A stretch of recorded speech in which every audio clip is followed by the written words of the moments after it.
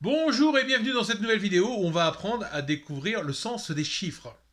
Parce que faire les additions, tout ça, tout le monde sait faire, mais à quoi peut-on reconnaître les chiffres et ce qu'ils veulent dire? Comment savoir ce que veut dire un 6, un 7, un 8? Eh bien, on va se servir de symboles. Donc là, on va commencer par les trois premiers chiffres. Le trois premiers chiffres, donc ça commence par le 1, le 2 et le 3. On est malin. Donc le 1, bah, c'est simple, c'est l'unité, c'est le premier, c'est tout ce qui démarre. Le 1, c'est le commencement. Donc quand vous aurez un chiffre 1 quelque part, ça veut dire qu'on a induit une notion de commencement, mais aussi de réussite. Le 1, c'est le premier sur le podium, c'est le numéro 1, the number one. Le 2 indique plutôt une dualité, mais une dualité où on est obligé d'équilibrer les plateaux de la balance. Deux plateaux pour une balance. Ça indique aussi qu'il faut l'un pour avoir l'autre. Ce que je veux dire, c'est qu'il faut le jour pour avoir la nuit, il faut l'homme pour avoir la femme, il faut le bien pour avoir le mal.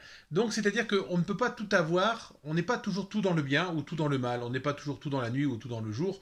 On a besoin de cet équilibre de plateau pour que on puisse avancer. Donc on est obligé de tenir compte de pas mal de choses qui induit cette dualité. Le 3, lui, c'est le principe même du Saint-Esprit, le 2 plus 1 qui forme l'homme et la femme qui forment l'enfant, le 2 plus 1 qui forme le 3.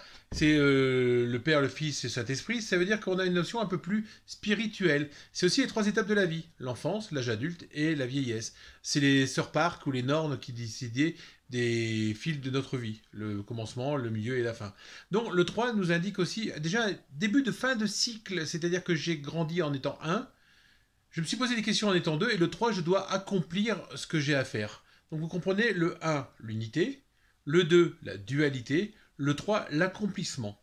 Donc on va s'arrêter là, on reviendra dessus parce qu'après chaque chiffre va être revu, le 1, le 2, le 3, le 1, on va tous les revoir, mais on va déjà commencer par bien réfléchir à ces trois premiers chiffres, et la deuxième vidéo vous indiquera les 4, 5 et 6, évidemment. A tout de suite.